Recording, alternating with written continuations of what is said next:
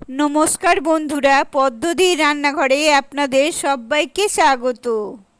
আজ আমি আপনাদের তৈরি করে দেখাবো লইটা মাছের ফ্রাই।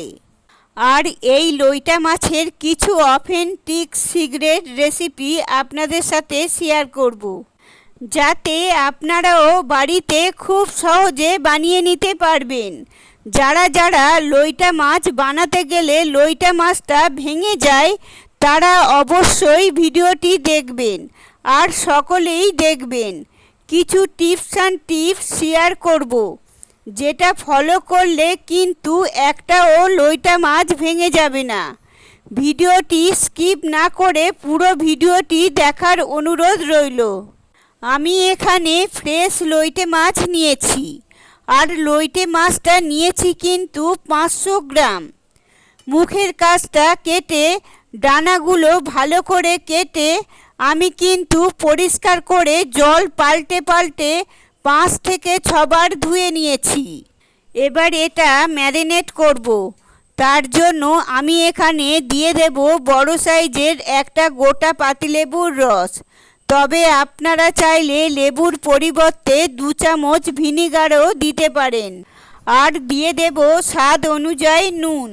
আপনারা কিন্তু অবশ্যই আপনাদের স্বাদ অনুযায়ী নুনটা দিয়ে দেবেন। এবার এর মধ্যে দিয়ে দেব আমি গোলমরিচের গুঁড়ো 1/2 চা চামচ। লইটে মাছ কিন্তু খেতে এমনই সুস্বাদু, আর যদি আরেকটু ভালো করে ম্যারিনেট করে রাখা যায় তাহলে এই মাছের কিন্তু গুণটা আরও বেড়ে যায়।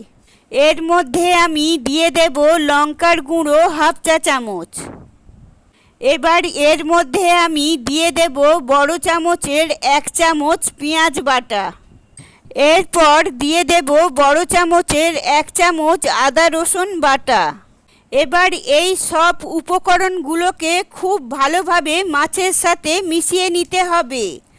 আপনারা সকলেই জানেন লইটে মাছটা কিন্তু সামুদ্রিক মাছ। আপনারা কিন্তু অবশ্যই নুনটা কিন্তু আপনাদের স্বাদ অনুযায়ী আর বুঝে দেবেন। বেশি নুন হয়ে গেলে কিন্তু মাছটা খেতে ভালো লাগবে না। লইটে মাছটা খুব ভালোভাবে ম্যারিনেট করা হয়ে গেছে। এবার 15 থেকে 20 মিনিটের জন্য এটা এইভাবে রেখে দেব।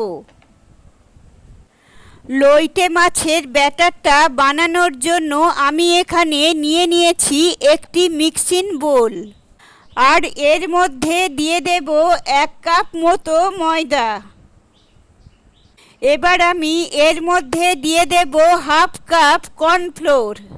কর্নফ্লোরের জায়গায় কিন্তু আপনারা চালের গুঁড়োও ব্যবহার করতে পারবেন, কিন্তু অবশ্যই সেটা ময়দার থেকে হাফ হবে। দিয়ে দেব 1 চামচের মতো বেকিং পাউডার। এরপর দিয়ে দেব কাশ্মীরি রেড চিলি পাউডার 1/2 চা চামচ। এবার দিয়ে দেব স্বাদ মতো নুন। ম্যারিনেশনের সময় নুন দিয়েছিলাম, তাই এখন কিন্তু বুঝে নুনটা দিতে হবে। এরপর দিয়ে দেব 1/2 চা চামচ গোলমরিচের গুঁড়ো। শাহি গরম মশলার গুঁড়ো দিয়ে দেব 1 চা চামচ। এরপর দিয়ে দেব 1 চা চামচ চিনি। শুকনো উপকরণগুলো দেওয়া হয়ে গেছে। আর দিয়ে দেব একটু ভালো টেস্ট আনার জন্য একটা ডিম।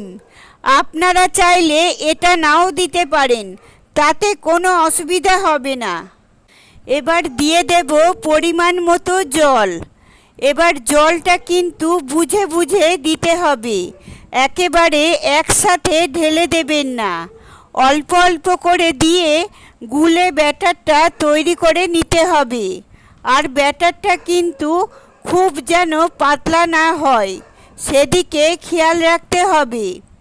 এবার একটা হ্যান্ড উইচ দিয়ে খুব ভালোভাবে ব্যাটারটাকে বানিয়ে নিতে হবে, যেন কোনো লাম্পস না থাকে। একদম স্মুথলি ব্যাটার বানাতে হবে। কিভাবে বুঝবেন ব্যাটারটা ঘন হয়েছে কি পাতলা হয়েছে?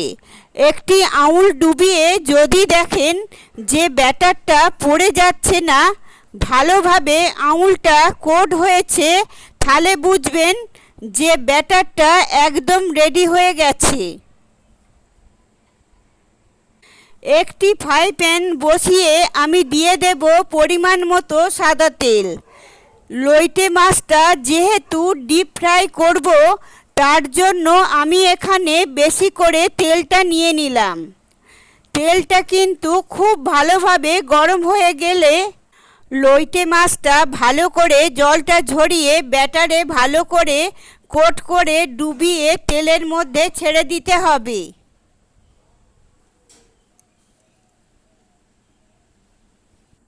একটা কথা মাথায় রাখতে হবে, একসাথে সব মাছ কিন্তু ভাজা যাবে না। মিনিমাম গ্যাপ রেখেই কিন্তু মাছগুলো ভাজতে হবে।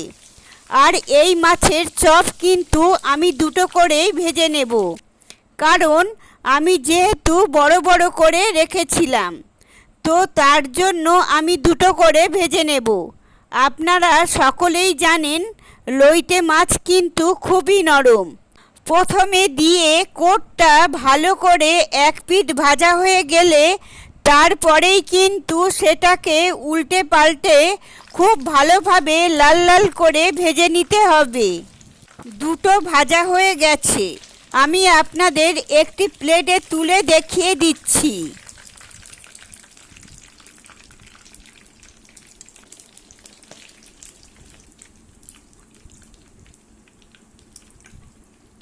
আপনারা দেখতেই পাচ্ছেন একটাও মাছ কিন্তু ভাঙেনি। লইটে মাছের ডিপ ফ্রাই করার সময় কিন্তু গ্যাসের ফ্লেমটাকে মিডিয়াম টু হাইতে রাখতে হবে। একই পদ্ধতিতে আমি সব লইটে মাছগুলোকে ভেজে নেব আর দুটো করে ভাজবো, নইলে একে অপরের গায়ে লেগে গেলেই কিন্তু মাছগুলো ভেঙে যেতে পারে। এই সময় কিন্তু প্রচণ্ড হারে লইটে মাছ পাওয়া যায়। আর আপনারা সকলেই বাড়িতে লইটে মাছের নানা রকমের পদ বানিয়ে থাকেন সন্ধ্যের স্ন্যাক্স হিসাবে, কিন্তু এই লইটে মাছের চপটা বানিয়ে দিলে বাড়ির সকলে কিনা চেটে পুটে খাবে। আর যারা লইটে মাছ ভালোবাসেন না, তাদের এইভাবে বানিয়ে দিলে দেখবেন তারা বারবার বায়না করবে এটা বানানোর জন্যে। আপনারা দেখতে পেলেন কতটা সহজ পদ্ধতিতে আমি কিন্তু আপনাদেরকে এই লইটে মাছের বড়াটা বানিয়ে দেখালাম, বা আপনারা বলতে পারেন লইটে মাছের চপ। আর দেখতেই পাচ্ছেন কতটা মুচমুচে হয়েছে, আর ভেতরে কিন্তু খুবই সফট অ্যান্ড জুসি হয়েছে। আমি যা যা উপকরণ ব্যবহার করেছি, এই সমস্ত উপকরণ দিয়ে যদি আপনারা বানান, কথা দিচ্ছি আপনাদের কিন্তু একটাও মাছ ভেঙে যাবে না। আশা করছি আজকের রেসিপিটি আপনাদের সকলের ভালো লেগেছে। কেমন লাগলো অবশ্যই কমেন্ট করে জানাবেন, আর যদি ভালো লেগে থাকে একটা লাইক দিয়ে দেবেন। আর আমার চ্যানেলে নতুন বন্ধু হয়ে থাকলে চ্যানেলটি সাবস্ক্রাইব করে পাশে থাকবেন। আপনারা সবাই ভালো থাকবেন, সুস্থ থাকবেন। ধন্যবাদ।